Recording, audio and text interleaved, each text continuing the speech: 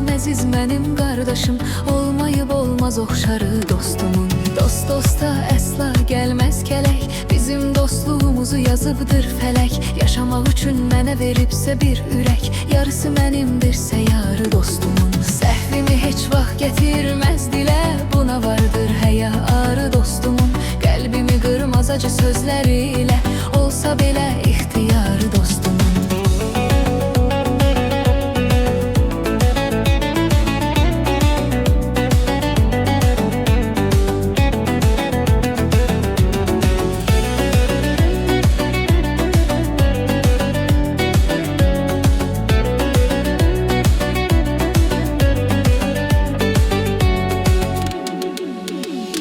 Uzaq olsam bir neçə gün görməsəm, ya əlim çatmırsa gələ bilməsəm, duam Rəbbimə belədir dönməsəm, yarıdır pərverdigarı dostumun. Dost odur ki yanında möhkəm dura, axtara hər daim hal əhval sora.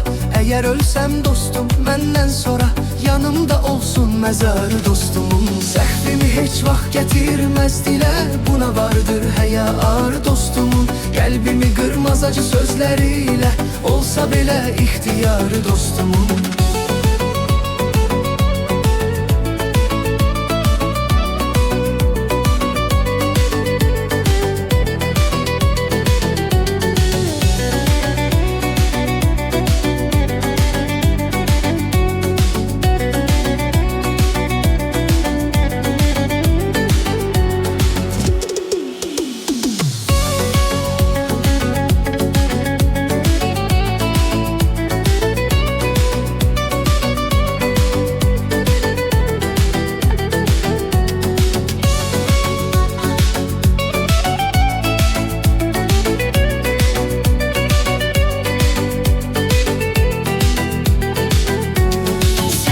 Heç vaxt gətirməz dilə, buna vardır həya arı dostumun.